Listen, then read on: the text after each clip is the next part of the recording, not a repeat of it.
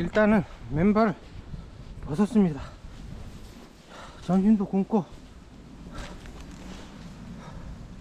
좀 길이 좀 여기 좀 나은 것 같아 가지고 일단 맨발 벗고, 그래도 맨발로 철학 여행이니까 맨발 벗어야죠.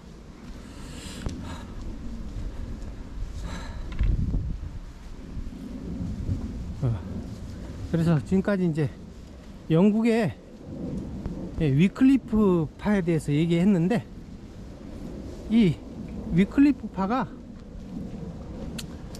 이 보헤미아, 지금의 체코죠, 체코. 옛날에는 체코슬라비아라 그래가지고 슬로바키아하고 합쳐져 있었는데 지금은 떨어졌죠. 그래서 지금은 그 체코슬로바키아의 그 왼쪽 서쪽 지역 체코공화국, 그 보헤미아 지역이에요. 옛날에 그 지금 15세기 얘기하고 있으니까 15세기의 보헤미아 지역하고 지금의 체코공화국하고 정확하게 거의 일치해요. 이 보헤미아 지역으로 이제 위클리프의 교리가 확산이 되게 되는데, 그게 이제 왜 그러냐면, 여기 관악산 계곡 물이 졸졸졸졸 흐르네요. 이 보헤미아 사람들이, 보헤미아 학생들이 그 신학을 배우러 영국에 많이 유학을 왔다 그래요. 그래가지고 거기서 이제 영국에서 그때 위클리프파가 득세하고 있으니까 거기서 위클리프파 교리를 배워서 이제 보헤미아로 돌아간 거죠.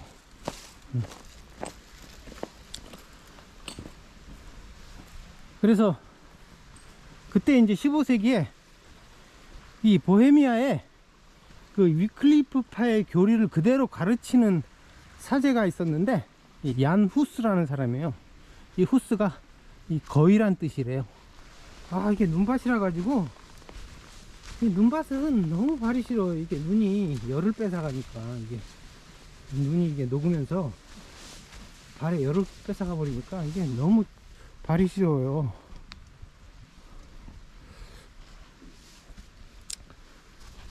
그 얀 후스라는 사람이 그 보헤미아의 그 수도가 프라하죠, 프라하의 대학의 총장을 지내는데, 이 사람이 1372년에 태어나 가지고 1415년에 그 이단 재판을 받아 가지고 화형을 당해요. 근데 이제 그 당시 이제 보헤미아 지방에 위클리프의 교리가 많이 퍼지고, 이 사람이 이제 위클리프의 교리를 그대로 가르쳐요. 이 사람이 뭐 독창적인 교리는 없고 위클리프의 교리를 그대로 복사한 듯이 가르치는데, 이게 이제 전 보헤미아 지방에서 많은 지지자들을 만들어내요. 그래서 신도뿐만 아니라 그 국왕, 그 웬체슬라브 4세도 지지하고, 그 왕비가 이제 바바리아의 소피아란 왕비인데, 이 야누스가 이 소피아의 그 고해 신부가 돼요. 그러니까 이제 이 왕국의 그 왕의 권력으로도 비호받는 그런 교리가 된 거죠. 그래서 이 야누스가 가르친 교리에 따르는 사람들을 후스파라 그러는데, 영어로 후사이트라 그래요. 이 교리를 보면은 위클리프의 교리하고 똑같아요. 그래서 이 야누스가 위클리프를 숭배를 해가지고 위클리프처럼 이제 성서를 유일한 권위로 인정하고, 그 다음에 위클리프가 지은 그 트리아 로구스란 책이 있었다 그랬죠. 이 책을 이제 보헤미아어로 번역하고, 그 다음에 예정서를 또 따르고, 그래서 이 사람도 이제 위클리프를 따라서 교회는 성직자들의 것이 아니라 영원전부터 구원받기로 예정된 사람들의 몸 전체라고 봐요. 그 다음에 교회의 머리는 교황이 아니라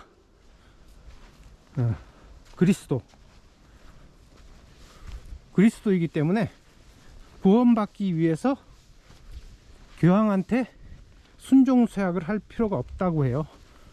그 다음에 위클리프처럼 이제 화채설도 부정하고, 그러니까 이제 당시에 그 1405년에 교황이 이노센트 7세라는 교황이 있었는데, 그때는 교황이 2명이죠. 어느 쪽 교황인지 모르겠는데 로마 쪽 교황인 것 같아요. 위클리프의 그 화채설 반대하는 거를 취소하라고 명령을 했어요, 후스한테. 근데 후스는 그 명령을 완전히 무시해버리고 그 대학에서, 그 프라하 대학에서 도리어 위클리프를 찬양을 해요. 아주 대놓고 카톨릭에 대드는 것이죠. 이렇게 이제 후스도 위클리프처럼 카톨릭에 저항하고 카톨릭을 비판하는데, 이 사람도 그러니까 위클리프처럼 이제 성직 매매, 면죄부 판매, 성찬식에 반대하고. 근데 위클리프하고 다른 한 가지가 있는데, 이게 여성 평등을 주장했어요, 이 사람이. 그래서 여성도 신의 형상으로 만들어졌기 때문에 여성도 설교해야 된다 그러고.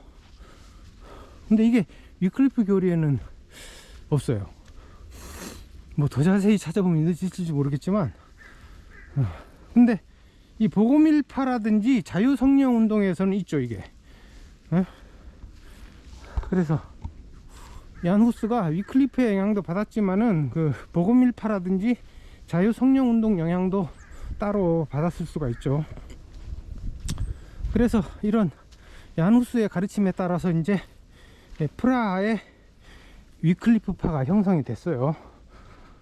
그래가지고 나중에 이제 100년 후에 이 보헤미아 전 지역에서 이 후스파, 그러니까 사실은 교리는 위클리프하고 거의 똑같으니까 위클리프파라고 볼 수 있죠. 이 후스파가 90%를 차지해요. 이 발이 시려가지고 이 양말을 좀 신어야겠어요.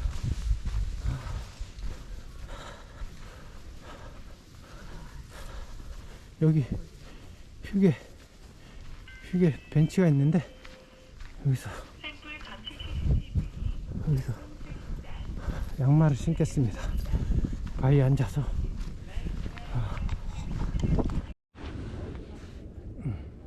양말을 신었습니다. 양말을 이렇게 신었어요. 양말 밑바닥에 빵꾸를 해가지고 접지 효과는 나도록 이렇게 빵꾸를 내고, 오늘은 저쪽에 가가지고 저쪽에다가 기념 식수를 하겠습니다.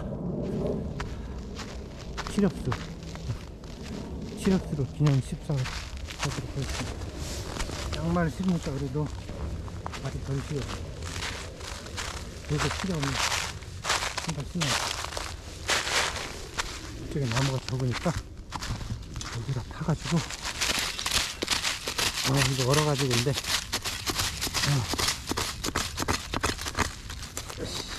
스머시 질러나 모르겠네.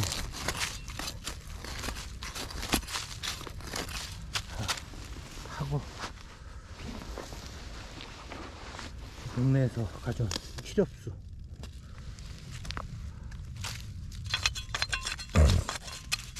또 치렵수를 씹는 이유가, 이게 그러니까 어떤 그 부처님의 그 깨달음의 길을 제시한 그 칠각지에 칠을 연상시키고, 그 다음에 그 부처님이 그 라자가의 그 칠엽동굴에서 또 그 설법을 하셨잖아요. 이 칠엽동굴하고 또 이름이 똑같잖아요, 이게. 그리고 거기 칠엽수가 이제 관상수로 멋있기도 하고, 그래서 하여간 뭐 신는 겁니다.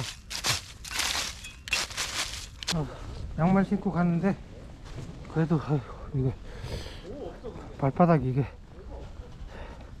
빵꾸난 데 싫어요. 이쪽으로 가야지. 이제 문어미 고개, 문어미 고개 쪽으로 가야지 이게 안양 유원지 쪽으로 가요.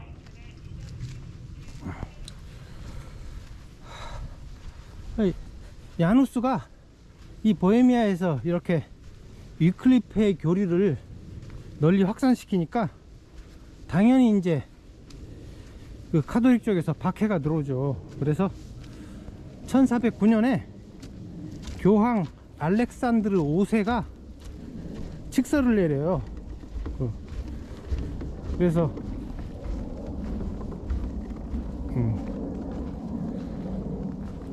위클리프 교리를 부정하고 자유로운 설교를 중단하고 위클리프 책을 불태우라고 명령을 내려요. 그리고 이제 1411년에 그 야누스와 그 지지자들 후스파가 파문을 당해요. 그래서 이제 후스가 이제 추방당하죠. 추방당해서 여기저기 떠돌아다니는데, 그런데 이제 이 야누스라든지 그 후스파들이 이 교황의 파문을 인정하진 않죠. 따르진 않아요. 무시해버려요. 무시하고 계속 이제 그 위클리프 교리를 퍼뜨리는데, 이 시대는 이제 교황들이 교권이 땅에 떨어진 시대죠. 이게 이제 아비뇽 유수가 끝나고 교황이 2명이 된 시대가 됐죠. 근데 이때는 교황이 3명이 됐어요. 3명이. 그래서 이 후스를 파문을 내린 그 알렉산드르 5세 교황이 이게 반교황이라고, 이 3번째 교황이에요.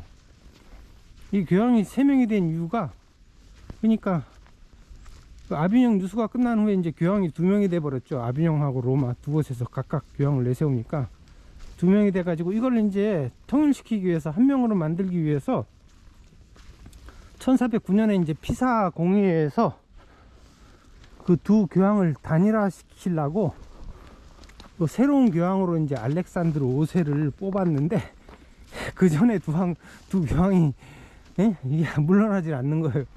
그래가지고 이 3명이 돼버린 거예요. 이 교황이 3명이나 되는데 이거 누가 뭐 교황 말을 따르겠어요. 다 무슨 얘기죠 이게. 도리어 이제 그 후스의 교리를 왕 웬체슬라프 4세도 지지하고 왕국도 지지하고 보헤미아 전체에서 이제 후스파가 이제 가장 유력한 교파가 된 거죠. 보헤미아 뿐만 아니라 이 후스파가 폴란드, 헝가리, 크로아티아, 오스트리아로 이제 확산이 돼요. 그러니까 이제 이 카톨릭 쪽에서 이제 위기의식을 느낀 거죠. 그래가지고 후스를 꿰요. 살살 꿰가지고 1414년에 이제 콘스탄치에서 공회가 열리는데, 이 카톨릭 쪽에서 후스 안전을 보장할 테니까 공회에 나와가지고 우리 교리 차이를 해결하자, 서로. 이렇게 유혹을 해요. 그래가지고 후스가 안전 보장한다는 말을 믿고 이제 갔는데, 가자마자 이제 바로 체포를 당해요. 체포를 당하고 그 다음에 7월 6일 날 화형을 당해요. 그러니까 이제 화형을 당하면서 후스가 말하기를, 당신들은 약한 거위를 죽일 수 있지만 더 힘센 독수리나 매가 나타날 것이다 라고 그랬대요. 여기서 이제 독수리와 매는 당연히 이제 나중에 루터나 칼빈을 얘기하는 거겠죠. 그래서 거위가 이제 후스가 그 보헤미아 말로 거위란 뜻이래요. 그래서 후스는 이제 화형 당하면서도 시편을 낭송했다 그러고, 이 루터가 후스한테 큰 영향을 받았다 그래요. 영향만 받았을 뿐만 아니라 후스의 교리하고 루터의 교리가 너무 똑같아 가지고 놀랬다 그래요. 놀랄 게 뭐 있어요. 위클리프하고도 같고 다 뭐 그 전에 복음일파라든지 자유성령 운동 그런 거하고 비교해보면 다 비슷하죠. 그래서 위클리프도 그렇고 후스도 그렇고 루터나 칼빈도 그렇고 이게 새로울 게 없어요. 새로울 게 없고 딱 그 전에 그 아르메니아의 파울리시안에서 시작해 가지고 복음일파로 이어지고 카타리파로 이어지는 그 계열의 하나일 뿐이지 뭐 새로울 게 없는 거죠 사실은. 2015년에 이제 체코에서 설문조사를 했는데 체코에서 가장 위대한 영웅으로 얀 후스가 뽑혔다 그래요. 그래서 이제 얀 후스가 화형당하니까 이 보헤미아하고 그 밑에 모라비아가 지금의 그 슬로바키아 지역하고 거의 일치해요. 그 귀족들하고 성직자들이 분노해 가지고 항의서를 쓰고 거기에 수많은 사람들이 서명을 했다 그래요. 하면서 이제 이 보헤미아하고 모라비아 지역이 이제 카톨릭에 반대해 가지고 그 전쟁이 일어나는데 이게 후사이트 전쟁이에요. 여기서 이제 엄청난 영웅이 한 명, 아주 그냥 환상적인 영웅이 한 명 나타나요. 얀 지슈카라는 영웅이 나타나요. 얀 지슈카란 영웅인데 이 사람이 우리나라로 따지면 거의 이순신하고 거의 비슷해요. 그래서 이 사람이 이제 장군인데 이 사람이 이제 후사이트 전쟁을 주도하죠. 주도해가지고 결국 이겨요. 이 사람이 전투를 제가 세보니까 한 10번 이상 하고 한 20번까지는 했던 것 같은데 거기서 한 번도 안 져요.